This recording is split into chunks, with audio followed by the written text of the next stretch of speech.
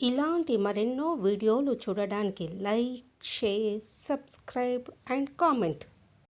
ఈరోజు ఈ వీడియోలో 2026 సంవత్సరంలో మాఘ శుక్ర ప్రదోషము ఎప్పుడు వచ్చింది? అసలు ప్రదోషం అంటే ఏమిటి? ఏ వారంలో ప్రదోషం వస్తే దాని ఫలితం ఎలా ఉంటుంది? ప్రదోష కాలంలో పఠించవలసిన మంత్రాలు ఏమిటి? అనే విషయాల గురించి తెలుసుకుందాము. ప్రదోషము లేదా ప్రదోష వ్రతం అనేది హిందూ ధర్మంలో పరమశివుడిని ఆరాధించడానికి అత్యంత పవిత్రమైన సమయం. ప్రతి నెల 2 సార్లు అనగా శుక్లపక్షము మరియు కృష్ణపక్షంలో త్రయోదశి తిథి నాడు ప్రదోషం వస్తుంది. ప్రదోషం అంటే ఏంటో తెలుసుకుందాం. ప్రదోషం అంటే చీకటి పడక ముందు సమయం అని అర్థం. సూర్యాస్తమయానికి ముందు 1:30 గంటల నుండి సూర్యాస్తమయం తర్వాత 1:30 గంటల వరకు ఉన్న కాలం మొత్తం 3 గంటల్ని ప్రదోషకాలము అంటారు. ఈ సమయంలో శివుడు కైలాస పర్వతంపై అత్యంత ఆనందంగా తాండవం చేస్తాడని పురాణాలు చెప్తున్నాయి. ప్రదోషము ఏ వారం వస్తే ఏం ఫలితం వస్తుందో తెలుసుకుందాం. ఆదివారం ప్రదోషం వస్తే భాను ప్రదోషము అంటారు. ఫలితము ఆరోగ్యము, దీర్ఘాయువు లభిస్తాయి. సోమవారం ప్రదోషం వస్తే సోమ ప్రదోషము అంటారు. ఫలితము మనశ్శాంతి, కోరిన కోరికలు నెరవేరుతాయి. మంగళవారం ప్రదోషం వస్తే భౌమ ప్రదోషము అంటారు. ఫలితము అప్పుల బాధలు తొలగి ఆర్థిక ఇబ్బందులు తీరుతాయి. బుధవారం ప్రదోషం వస్తే బుధ ప్రదోషము అంటారు.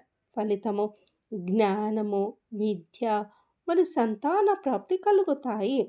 గురువారం నాడు ప్రదోషం వస్తే గురు ప్రదోషము అంటారు. ఫలితము శత్రు బాధలు తొలగి కార్యసిద్ధి కలుగుతుంది.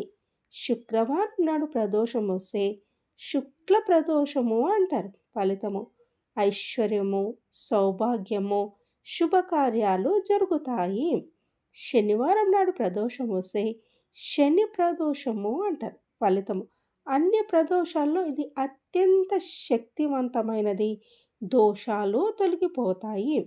ప్రదోష వ్రత మహిమ గురించి తెలుసుకుందాం. తెలిసి తెలియక చేసిన పాపాలు ప్రదోష పూజ వల్ల నశిస్తాయని నమ్మకం. జాతకంలో గ్రహ దోషాలు, ముఖ్యంగా శని దోషం ఉన్నవారు ప్రదోషకాలంలో శివుడిని పూజిస్తే ఉపశమనం లభిస్తుంది.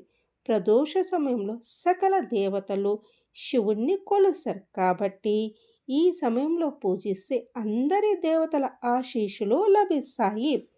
పూజా విధానం తెలుసుకుందాం. ఉదయం నుండి ఉపవాసం ఉండి సాయంత్రం ప్రదోష పూజ ముగిసిన తర్వాత భోజనం చేస్తారు. శివలింగానికి పాలు, పెరుగు, తేనె, పంచామృతాలతో అభిషేకం చేయడం విశేషము. శివుడికి అత్యంత ప్రీతికరమైన బిల్వ పత్రాలతో పూజించాలి. శివుడి వాహనమైన నందీశ్వర్ చెవిలో తమ కోరికను చెప్పుకోవడం ఒక సాంప్రదాయము. ప్రదోష సమయంలో ఎవరైతే శివాలయానికి వెళ్ళి కనీసం ఒక దీపం వెలిగిస్తారో వారికి శివుని కృప సంపూర్ణంగా ఉంటుందని పండితులు చెప్తున్నారు. ప్రదోష కాలంలో పరమశివుని ఆరాధించేటప్పుడు పఠించవలసిన మంత్రం గురించి తెలుసుకుందాం. అత్యంత సరళమైన మంత్రం ఓం నమః శివాయ మహామృత్యుంజయ మంత్రం. ప్రదోష కాల శ్లోకం దారిద్ర దహన శివ స్తోత్రం, శివ అష్టోత్తర శతనామావళి. ఇవి వీలైనన్ని సార్లు పఠించాలి. పారాయణం చేసేటప్పుడు పాటించవలసిన నియమాల గురించి తెలుసుకుందాం. స్నానం ఆచరించి శుభ్రమైన వస్త్రాలు ధరించాలి. వీలైతే తూర్పు లేదా ఉత్తర దిశకు అభిముఖంగా కూర్చొని జపం చేయాలి. పూజ చేసే సమయంలో ఆవు నెయ్యితో లేదా నువ్వుల నూనెతో దీపం వెలిగించడం చాలా శుభప్రదం.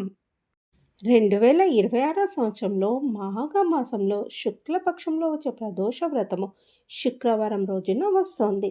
శుక్రవారం నాడు వచ్చే ప్రదోష కాలాన్ని శుక్ర ప్రదోషము అని పిలుస్తారు. ఇది శివారాధనకు మరియు లక్ష్మీదేవి అనుగ్రహానికి అత్యంత విశేషమైన రోజు. మాఘ శుక్ర ప్రదోషం ప్రారంభము 30వ తేదీ జనవరి 2026 శుక్రవారము. ప్రదోష పూజా సమయం సాయంత్రం 5:59 నుండి రాత్రి 8:37 వరకు త్రయోదశి తిథి ప్రారంభము. 30వ తేదీ జనవరి 2026 శుక్రవారం ఉదయం 11:09 ప్రారంభమయ్యి 31వ తేదీ జనవరి 2026 శనివారం ఉదయం 8:25 త్రయోదశి తిథి ముగుస్తుంది. శుక్ర ప్రదోష ప్రత్యేకతల గురించి తెలుసుకుందాం. శుక్రవారం నాడు వచ్చే ప్రదోషం రోజున శివుడిని పూజించడం వల్ల దాంపత్య సుఖము, సంపద మరియు ఐశ్వర్యం లభిస్తాయని భక్తుల నమ్మకము. మాఘమాసము శివుడికి అత్యంత ప్రీతికరమైన మాసం. ఈ నెలలో వచ్చే ప్రదోషము మరిన్ని శుభ ఫలితాలని ఇస్తుంది.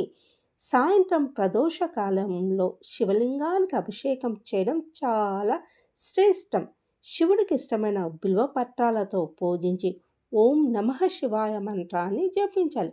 ఉపవాసం ఉండేవారు సాయంత్రం శివ దర్శనం తర్వాత ఆహారం తీసుకోవడం ఆనవాయితీ.